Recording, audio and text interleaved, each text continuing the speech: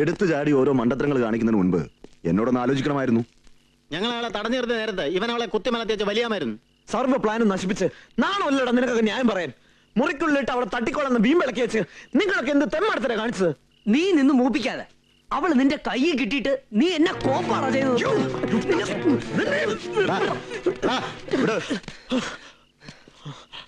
വർഗീസിനെ ഇതിൽ കൂട്ടിത്തൊടിക്കാൻ തോന്നിയത് നിന്റെയൊക്കെ കഷ്ടകാലം കൊണ്ടാ. അതൊരിക്കലും സംഭവിക്കരുതായിരുന്നു. ആശാൻ മനസാക്ഷിയില്ലാതെ സംസാരിക്കരുത്. ഈ ആശാന്റെ അടുത്ത് ഞങ്ങൾ ചെന്നതാ. അപ്പൊ പുല്ല് പോലെ ഞങ്ങളെ കൈയൊഴിഞ്ഞത്. അതിന് കാര്യമുണ്ട്. നിങ്ങളോട് കൊല്ലാൻ ആര് പറഞ്ഞു? പിന്നെ ഞാൻ തീരെ സഹായിച്ചില്ലെന്ന് പറഞ്ഞാ അത് തന്തയിലഴിയ. ഒരു കൊലപാതകം ഇരു ചെവി അറിയാതെ കാർ ആക്സിഡന്റ് ആക്കി മാറ്റിക്കൊടുത്തത് സഹായല്ലേ? അല്ലേ? പിന്നെ അതിന്റെ ദൃക്സാക്ഷിയെ കൊല്ലാനായിട്ട് നടക്കേണ്ട കാര്യമൊന്നും എനിക്കില്ല. അതിനെന്നെ കിട്ടുകയല്ലെന്ന് ഞാൻ പറഞ്ഞതാ. അങ്ങനെ കൈയൊഴിഞ്ഞത് സത്യം തന്നെ അല്ലേ? പിന്നെ ഈ ഘട്ടത്തിൽ ഞാൻ ഇടപെടാൻ തീരുമാനിച്ചത് വേറൊന്നും കൊണ്ടല്ല. വർഗീസിന്റെ കയ്യിൽ നിങ്ങൾ സംഗതി കൊണ്ട് എത്തിച്ചത് കൊണ്ടാ. ഇനി തിരിഞ്ഞും പറഞ്ഞു നോക്കേണ്ട കാര്യമില്ല. അവളെയും വർഗീസിന്റെ സ്ഥാനത്ത് ഞാനാണ് എന്നെ തട്ടിയത്. ബാക്കി കാര്യം ഈ ഡിക്രൂസ് നോക്കിക്കോളും അല്ലേ? പിന്നെ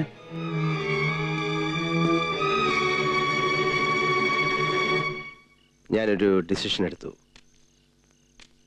ആത്മഹത്യയിൽ നിന്ന് മായയെ രക്ഷിച്ച പോലെ കൊലപാതകത്തിൽ നിന്ന് ശ്യാമിനെ എനിക്ക് രക്ഷിക്കണം. ശരിക്കും സംഭവിച്ചത് എന്താണെന്ന് ശ്യാമിനെ അറിയിച്ചേ പറ്റൂ. അല്ലെങ്കിൽ അവൻ ചെയ്യാത്ത കുറ്റത്തിന് തന്നെ കൊല ചെയ്ത് കുറ്റവാളിയാകും. അത് സംഭവിക്കരുത്. സത്യം പറഞ്ഞാൽ മായയെ തിരിച്ചുകൊണ്ടാക്കേണ്ട ഉത്തരവാദിത്വം എനിക്കുണ്ട്. പക്ഷേ ഈ സിറ്റുവേഷനിൽ ഐ എം ഹെൽപ്ലെസ്. ഞാൻ ഇവിടെ നിന്നേ പറ്റൂ. പക്ഷേ ഞാൻ എങ്ങനെ തിരിച്ചു പോകും? പോണം. ശ്യാമിനെയും ഫ്രണ്ട്സിനെയും മായ പേടിക്കണ്ട. അവരുടെ കാര്യം ഞാൻ നോക്കണം. എന്തായാലും മായയെ തൽക്കാലം എനിക്ക് ഒഴിവാക്കിയേ പറ്റൂ. പക്ഷെ ഞാൻ നോ, ഒന്നും പറയണ്ട. ഞാൻ പറയുന്നത് അനുസരിച്ചാൽ മതി. എല്ലാം തൻ്റെയും എല്ലാവരുടെയും നന്മയ്ക്ക് വേണ്ടിയാണ്.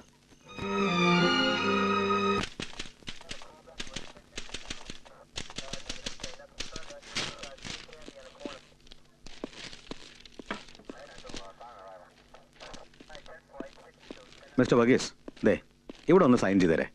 Just a formality.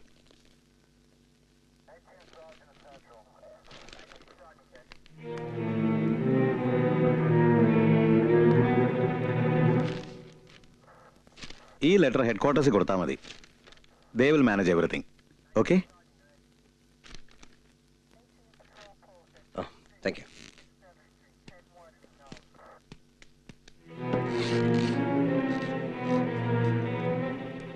ഞാൻ ഒരുപാട് ഉപദ്രവിച്ചിട്ടുണ്ട്.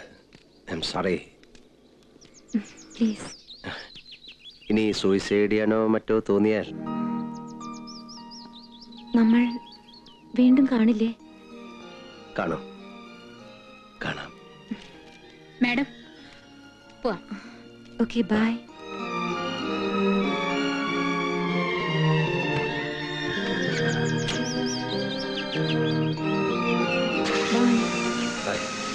All the best.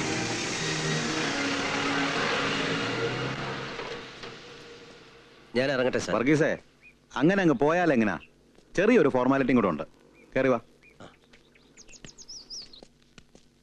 വാ. ഇപ്പൊ ഇവിടെ നിന്ന് പോയ ചരക്കിന് നീ എത്ര ദിവസം കൈ വെച്ച് അനുഭവിച്ചു? സാർ, എനിക്ക് വെറും ഒരു താങ്ക്സ് തന്നിട്ട് നീ എങ്ങോട്ടാണോ പോകാൻ പോണേ? സാർ, നിനക്ക് അങ്ങനെയൊന്നും പോകാൻ പറ്റില്ല. നീ ഇവിടെ കിടക്കണം. ഹെഡ് ക്വാർട്ടേഴ്സിന് റിലീസ് ചെയ്യാൻ പറയാതെ നിനക്ക് പോകാൻ പറ്റില്ല എന്ന് മനസ്സിലായോ? നടന്നൊക്കെ സാറിനോട് പറഞ്ഞു. നീ കൂടുതൽ ന്യായം ഒന്നും പറയണ്ട.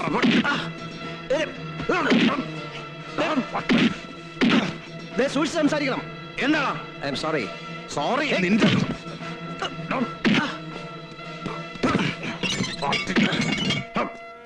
കൊന്നുകളയും ഞാൻ, റാസ്കൽ. നിന്റെ അമ്മയുടെ ഒരു കളരി. ശ്യാമാണ് സാർ. എന്താ? നീയൊക്കെ സുഹൃതം ചെയ്തവന്മാരാ. തേടിയ വള്ളി കാലി ചിറ്റി എന്ന് പറഞ്ഞ പോലെ അവനും അവളും എന്റെ കസ്റ്റഡിയിൽ തന്നെ വന്ന് വീണു. അല്ലല്ല, ഇങ്ങോട്ട് വന്നു. അവളെ ഞാൻ പോലീസുകാരുടെ അകമ്പടിയോടെ ഹെഡ് ക്വാർട്ടേഴ്സിലേക്ക് അയച്ചിരിക്കുക. ഹെഡ് ക്വാർട്ടേഴ്സിലേക്കോ? സാർ എന്ത് പണിയാ കാണിച്ചേ? എനിക്ക് എന്നെ തൊപ്പി തെറിക്കാതെ നിന്നല്ലേ കളിക്കാൻ പറ്റൂ. വകുപ്പനുസരിച്ച് എന്റെ വശം ക്ലീൻ ആണേ. ഇനിയുള്ള കാര്യം നിങ്ങൾ നോക്കിക്കോണം. സാർ ഒന്ന് തെളിച്ചു പറയൂ. ഹെഡ് ക്വാർട്ടേഴ്സിൽ അവൾ എത്താൻ പാടില്ല. അതിനു മുമ്പ് നിങ്ങൾ നിങ്ങളുടെ മിടുക്ക് കാണിക്കണം. ആര്? നമ്മുടെ കളരിക്കാരനോ? അവൻ ഇവിടെ നനങ്ങത്തില്ല. അവളെ തട്ടിക്കളഞ്ഞ അതും കൂടി അവന്റെ പെടലേക്ക് വെക്കാം. Okay, we are ready. എടാ തച്ചോളി, സണ്ണിയെ കൊന്നതും ദൃക്സാക്ഷിയായ മായയെ കൊന്നതും ആരാന്ന് നിനക്കറിയാവോ? വേറെ ആരുമല്ല, അത് നീയാണെന്ന് ഞാൻ വരുത്തും.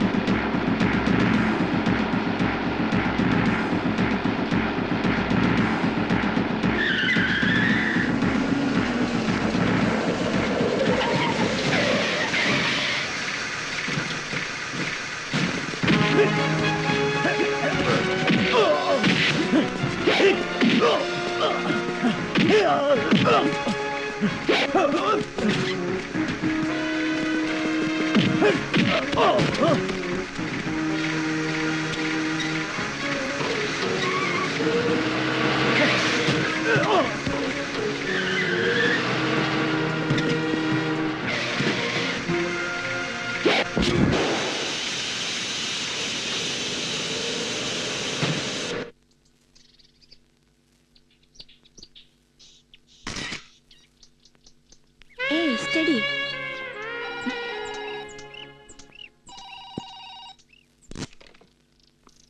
ഹലോ അശ്വനെ, ഇത് ഞാനാ. സംഗതിയാകെ പൊളിഞ്ഞു. അവൾ വീണ്ടും വർഗീസ് മാഷിന്റെ കയ്യിലായി. ഓക്കേ. അതും ഫെയിലർ ആയെങ്കിൽ ഇനി ഇടംബലം നോക്കരുത്. Shoot both side.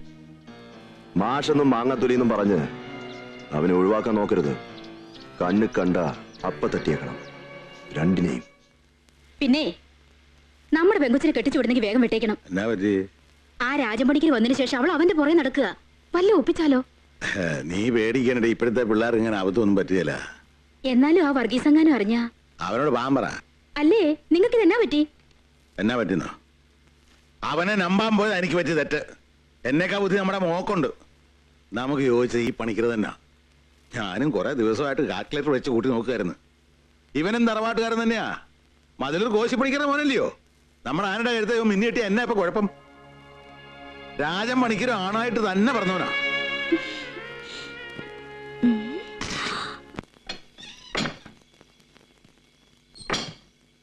എന്തായാലും നമ്മൾ ഇവിടെ വന്ന് ചേക്കേറുമെന്ന് അവരൊരിക്കലും വിചാരിക്കില്ല. അങ്ങനെയാണെങ്കിൽ എനിക്കൊരു പ്രതീക്ഷയുണ്ട്. ചിലപ്പോൾ അവരിവിടെ വന്നേക്കും. വരണേ എന്നാണ് എൻ്റെ പ്രാർത്ഥന. കഷ്ടം, ആ കുട്ടികളെ ആരോ കരുക്കളാക്കി കളിക്കുകയാണ്. ഡെഫിനറ്റായിട്ടും ഇതിന്റെ പിന്നിലൊരു റാക്കറ്റ് ഉണ്ട്. എന്റെ ഉത്തരവാദിത്വം ഇപ്പൊ കൂടി വരികയാണ്. മായേശാവിനെ രക്ഷിച്ചാൽ മാത്രം പോരാ, നിങ്ങളെ വെച്ച് മുതലെടുക്കുന്ന റാക്കറ്റ് എനിക്ക് പൊളിക്കണം. അതുകൊണ്ട് എന്നോട് ക്ഷമിക്കണം. മായ തിരിച്ചു പോയേ പറ്റൂ. പ്ലീസ്.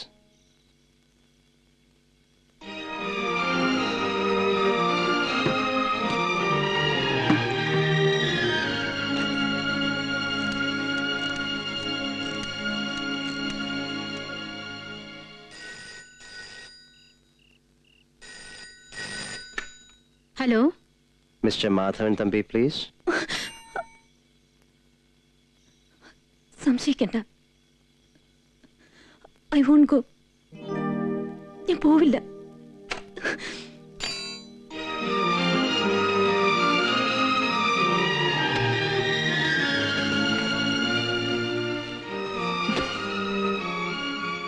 ഒരു തവണ നമ്മളെ യാത്ര പറഞ്ഞ് പിരിഞ്ഞതാ. അപ്പോഴും എനിക്ക് ഇഷ്ടമുണ്ടായിട്ടൊന്നുമല്ല. പക്ഷേ ഞാൻ സഹിച്ചു. പോയി. പിന്നെ രക്ഷിക്കാൻ നിങ്ങൾ തന്നെ വേണ്ടി വന്നു. ഇനി എന്നെ പറഞ്ഞു വിടാൻ നോക്കണ്ട. ഞാൻ പോവില്ല. എനിക്ക് വേറൊരിടത്തും കിട്ടാത്ത സെക്യൂരിറ്റി ഇവിടെ ഉണ്ട്. I feel safe here.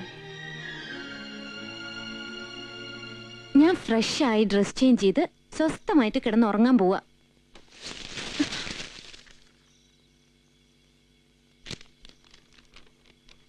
Kalaripayattu മത്സരം.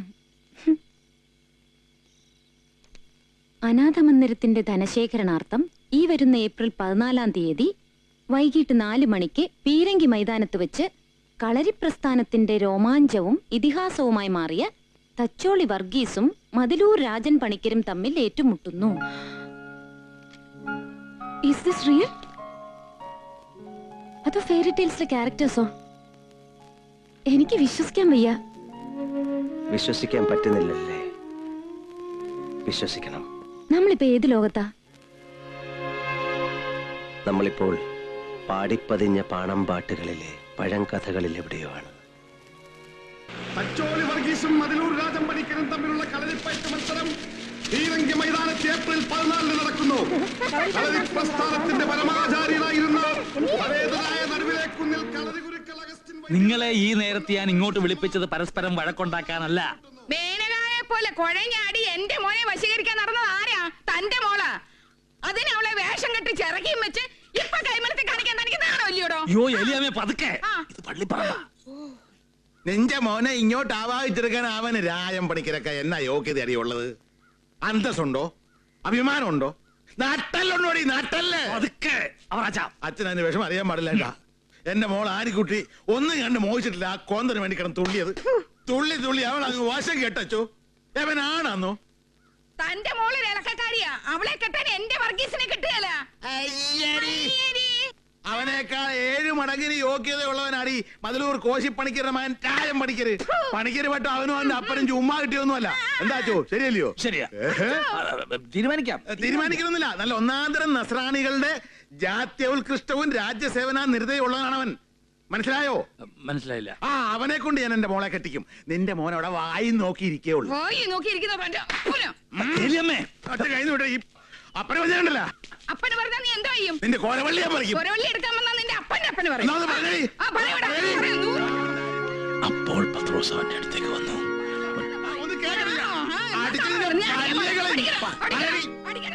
സ്വർഗരാജ്യം നിനക്കുള്ളതാകുന്നു. ഇവർ ചെയ്യുന്നത് എന്താണെന്ന് ഇവർ അറിയുന്നില്ല. ഞാൻ ശ്യാമിനെ അന്വേഷിച്ചു വന്നതാ. ഇവിടെ കാണില്ലെന്നറിയാം. മദ്രാസിലുമില്ല. പിന്നെ എവിടെയുണ്ട്? അവനെ കാണാണ്ട് ഞങ്ങളും വിഷമിച്ചിരിക്കുക. ശ്യാമിനെ അന്വേഷിക്കാൻ ഇപ്പൊ എന്താ ഉണ്ടായേ? ചില കേസുകൾക്ക് തുമ്പുണ്ടാക്കാൻ സംശയം തോന്നുന്ന ചിലരെ ഞങ്ങൾക്ക് കസ്റ്റഡിയിൽ എടുക്കേണ്ടി വരും, ചോദ്യം ചെയ്യാൻ.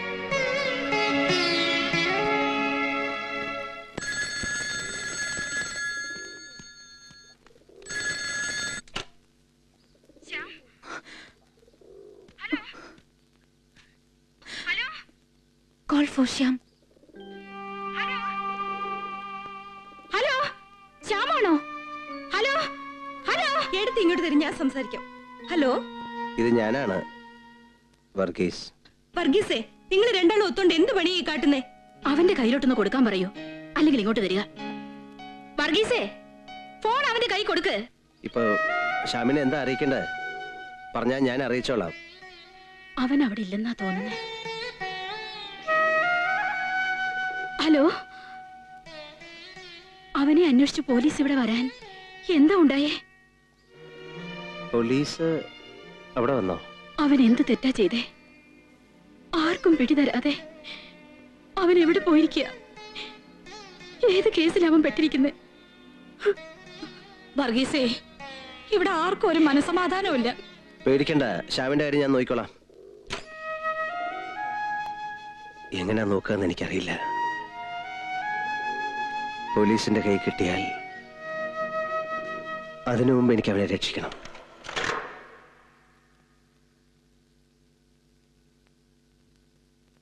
ഇവനിപ്പോ എവിടെയാ?